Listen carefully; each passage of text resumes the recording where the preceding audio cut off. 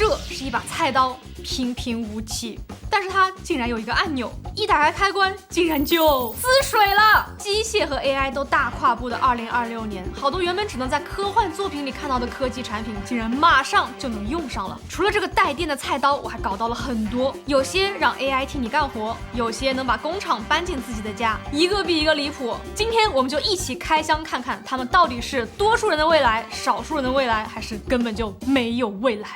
第一个，超离谱、超奇怪，世界上第一把超声波锄刀。带了电的怎么不是科技产品呢？平时它也挺锋利的，就跟普通的开了刃的刀是差不多的。但是，一旦按住这个橙色按钮，刀刃就会以每秒3万次的频率震动，变成一把超级刀。为了让你能够看到它究竟能够做到什么，我们用它来切水试试。Oh my god！ 你看接触的地方直接雾化了，还挺酷的吧？用它来切食物会是什么样的呢？青椒、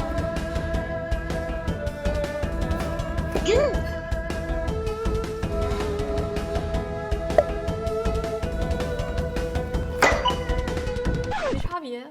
再来个番茄，番茄。Great， 没有任何区别啊。大骗子，油麦菜 ，Excellent，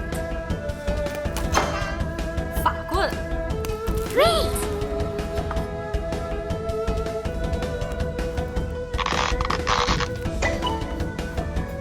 鸡胸肉，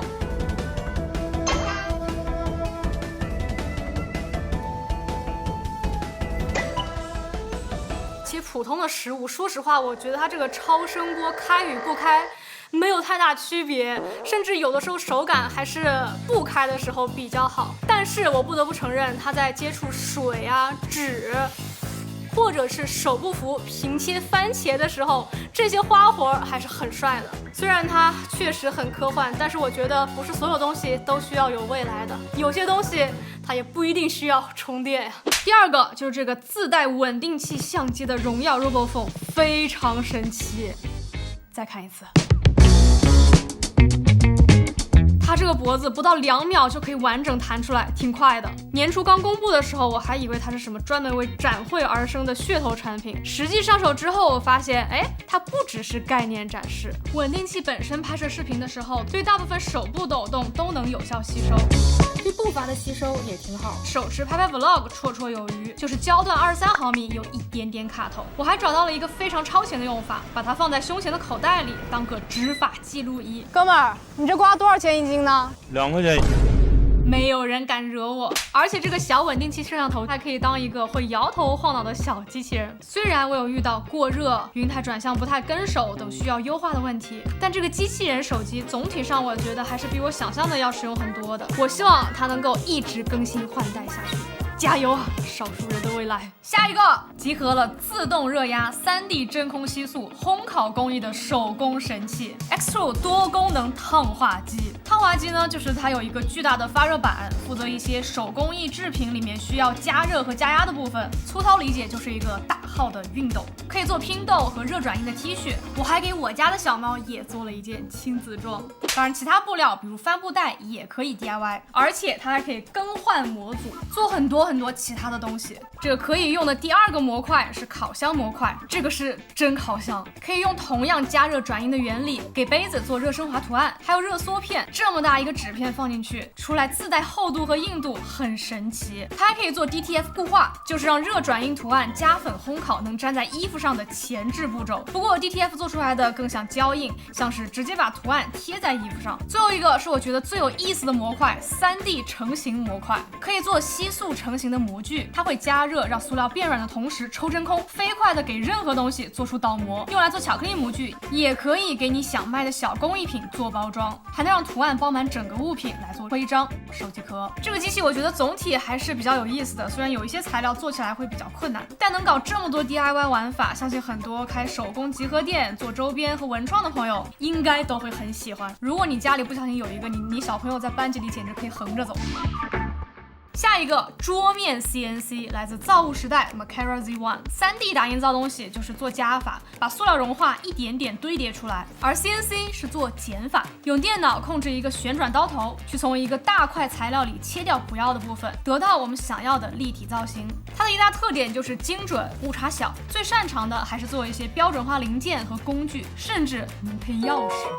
通过它，我们就可以把之前3D 打印的东西升级成真正的金属和真正的木头。比如这个是用实木做的妙控鼠标底座，它把妙控鼠标变成了更加圆润合手的形状。其实3D 打印也完全能做，但是质感你看就会相差比较多。还有这个3D 打印做的十字弓，力度不足，只能当做玩具。然后我用这台机器把弓臂换成了铝合金的，现在它依旧是玩具，不过更加耐用，射程也更远了些。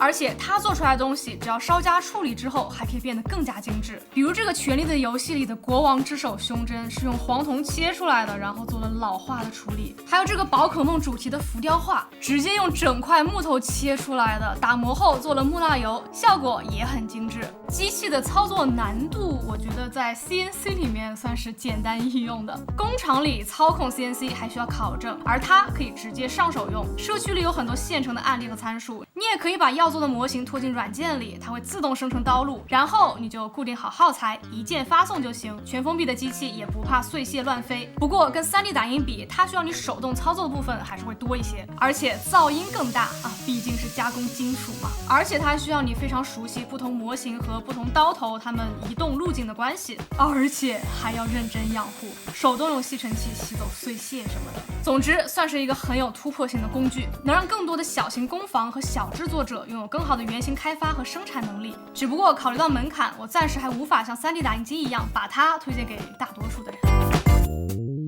下一个长朗 Longer UV 打印机。UV 打印机最大的特点就是可以直接在布料塑料、木头和金属上打印图案。ePrint 支持10毫米高落差打印，不局限于平面，而且还能通过一层层堆叠打印出有体积感的浮雕。它上面的立体效果就是用颜料一点点堆出来的，颜料最高能堆到15毫米。除了能打很厚， ePrint 在打大幅画面的时候也很快，因为它有2个喷头，而且它还支持第三方墨水，上手也不难。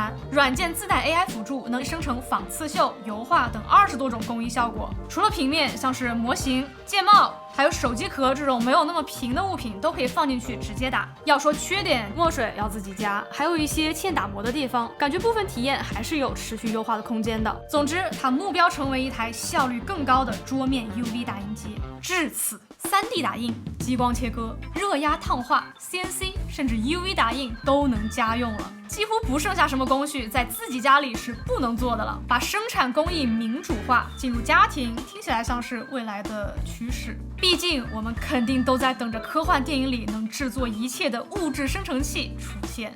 500 cigarettes。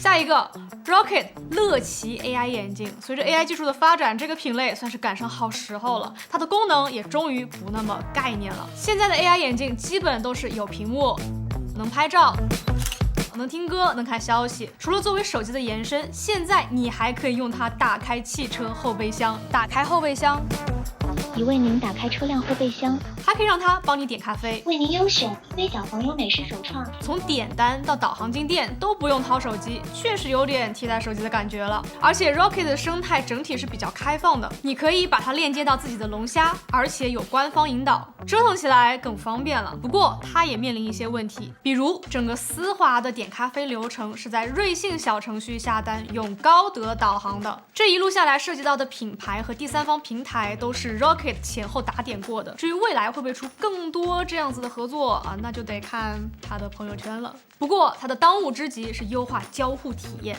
手指控制确实还不够流畅，这也是这类 AI 眼镜的通病了。总结 ，AI 眼镜还是有进步的，有希望成为多数人的未来。好，以上就是我找到的全部2026年刚刚推出或者即将推出的科幻产品了。没有想到里面的大部分还挺实用的。如果有什么是你希望我来开箱的奇怪产品，也可以发私信告诉我。好，我们下期再见。